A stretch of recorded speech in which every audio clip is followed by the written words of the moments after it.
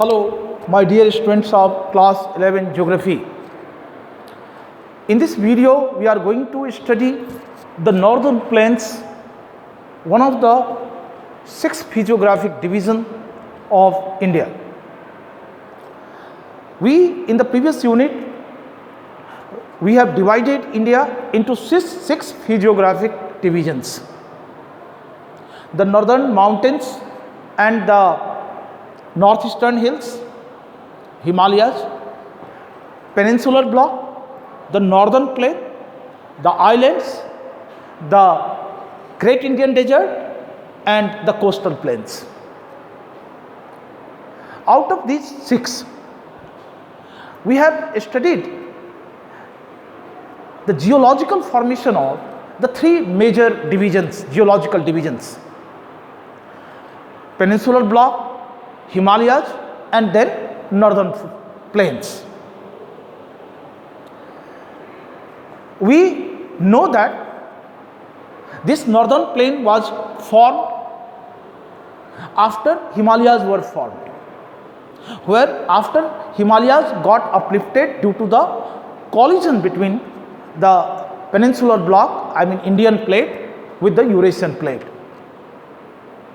and due to the uplift of Himalayas and subsidence of the northern flank of the Indian plate, a large basin got created between Himalayas and the peninsular block, which got gradually filled with the sediments brought by various rivers from Himalayas as well as peninsular plateaus, and in course of time a flat alluvial plain develops, which we call today the northern plains.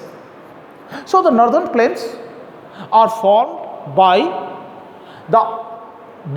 with the alluvial deposits brought by the 3 river systems: the Indus river system in the northwest, Ganga in the middle and Brahmaputra river system in the east.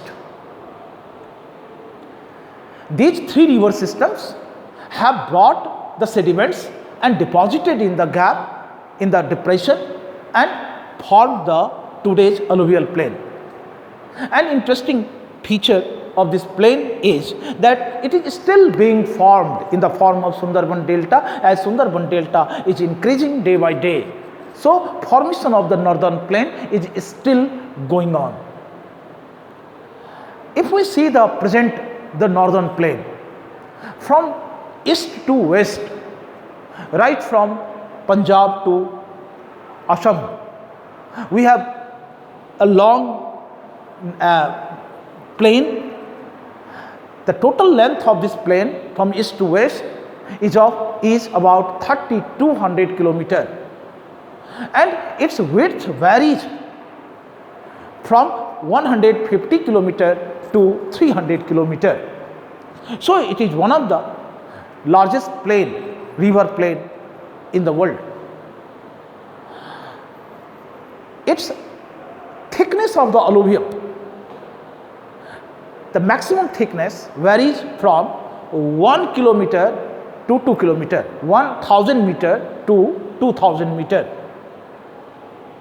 This is one of the most fertile land of the world, and so it is most populated also. If we go by the surface features, relief features, we can divide this plain into 3 divisions: Bhawar, Tarai and alluvial plains. Northern plain starts after the foothills of Himalayas, after the foothills of outer Himalayas, Shivalik. And so actually along the foothills of Himalayas, in parallel to the foothills of Himalayas, there is a region which is deposited with pebbles, gravel and sand.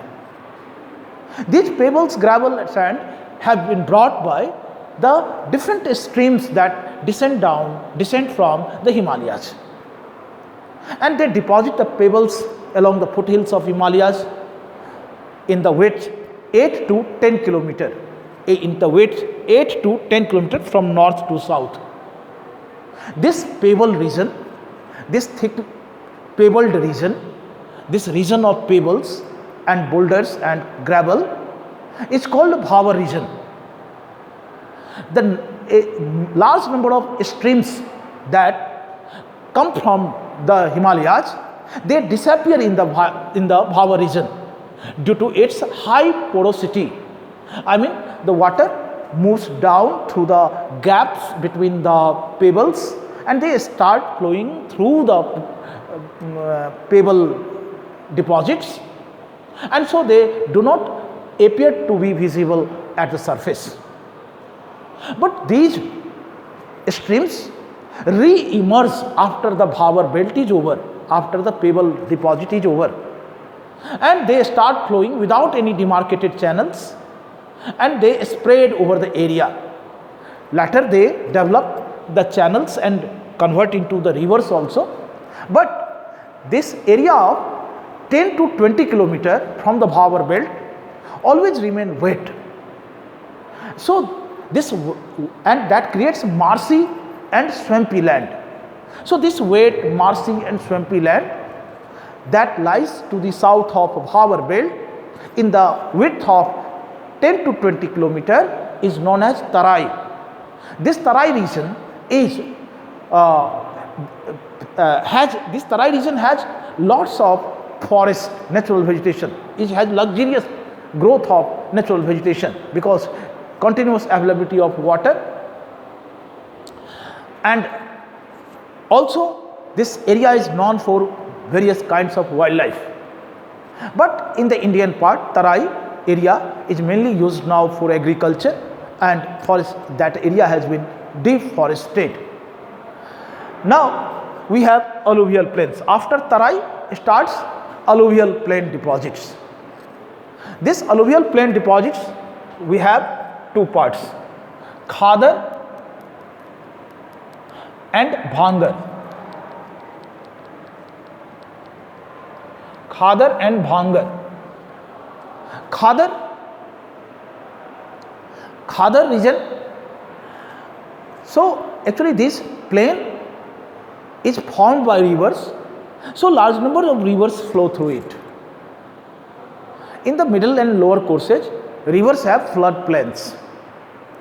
I mean the low-lying areas near the rivers, which get flooded almost every year, inundated every year during the flood time. Because when during the flood time, during the rainy season, when the river overflows, the water spreads in the floodplain, and when the water recedes back, the area gets deposited with a fine layer of alluvium.